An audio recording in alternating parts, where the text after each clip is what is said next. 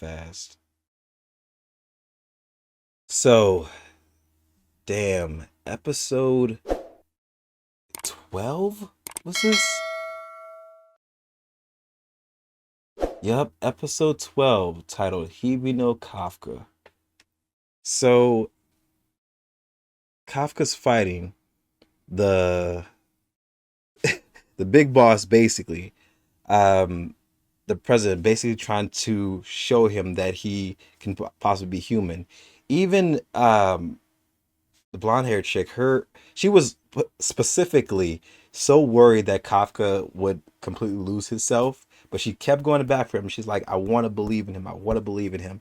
And apparently, the president wanted to believe in him too. I can't tell whether it was a situation where he wanted to believe in him or he was willing to stake his life onto the fact that he would do right, or that he just couldn't stand up to him. They said he was at a fortitude 10. God. Oh God, a fortitude 10? That would literally make Kafka the most strongest kaiju they have ever seen or ever heard of to possibly ever exist. So it all starts off Kafka fighting, losing control of himself, and he's just dominating repeatedly over and over and over. And it looks for a second there like the president actually has like some type of hold over him up until the moment where he finally decides to transform. Like, and there was just no way he could stop him at this point. At this point, he was just gonna kill him automatically. Um, but Kafka automatically thought of Mina, and he was able to pull himself back.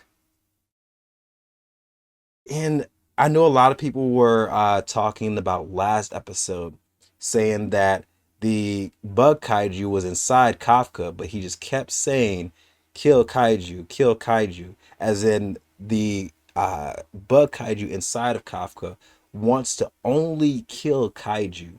That's the only ones he's focusing on killing. And that's the reason why he gave Kafka the ability. So that way Kafka could fight kaiju specifically. And that the bug itself took over Kafka because he saw that Kafka was not taking this stuff seriously, that he was gonna go ahead and let himself basically let himself get killed by a kaiju because they're using kaiju abilities. And he decided to step in specifically so he could take down kaiju number two, because that's all the kaiju inside of his brain was thinking about. That the gauntlets that he was using was recognized as a kaiju. So in other words, he had to kill the kaiju. But it makes sense that the bug itself doesn't have the rationality or the humanity inside of his head to think, no, this is a human using kaiju abilities, not a actual kaiju that you're facing. But the bug itself only detected it as a threat, so he automatically just took over to protect Kafka's life. But I don't know. I don't even at that last moment where it showed that Kafka was fighting against, you would think the bug would be like, well, he's fighting against this entire control that I'm having, so obviously I need to stop. But apparently it didn't. It still was going, even after it had already seen itself beat the quote unquote kaiju that it suspected he was. It still never took the chance or took the option to stop what it was doing. It was only focusing on beating and killing. So it shows the lack of humanity that that kaiju side of him has. But if this itself is like the most strongest kaiju out there, something somewhere split off from like a great kaiju. It had to, or some the origin or the original kaiju or something in order for this evolution to take place. Something had to happen. And since the president survived, he went to back for him and said that he accepts Kafka as a human. He even didn't refer to him as Kaiju number 8, referred to him as Kafka, which that was a cool little touch. Even Kafka himself acknowledged that he used his name. But it shows that the president himself wanted to believe in Kafka.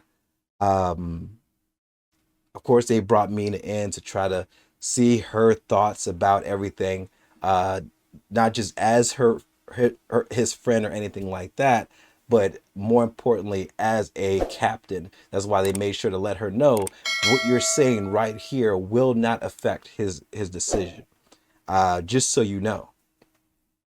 So even though the president acknowledged him, and said we had a situation like this with Kaiju number 6, where we allowed, well, Kaiju number 6 had an attack and they lost thousands of members. They lost thousands of members to where they were barely able to beat this kaiju.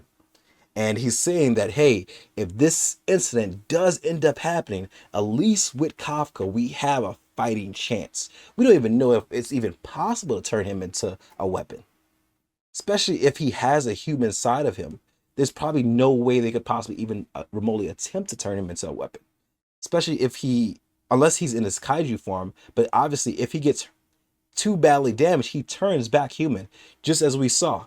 Like if he, as soon as he punched himself through the chest, and possibly damaged his core, he collapsed and turned back human automatically. So they don't even know whether turning him into a weapon is even possible. Man, and even the moment where he, like, it was crazy. Like Shinomiya attempted to punch him into his core.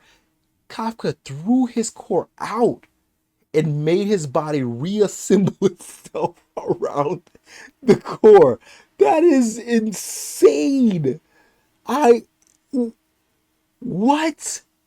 So it goes to show you, when Kafka's using his kaiju abilities, his body is no longer inside of it. Like, I don't know if it's a situation where his actual body little just transforms into, because it looks like it's like kaiju turning around him, forming around him like an exosuit. But the fact that he can launch his core out of his body and then reassemble himself onto the other side is freaking insane.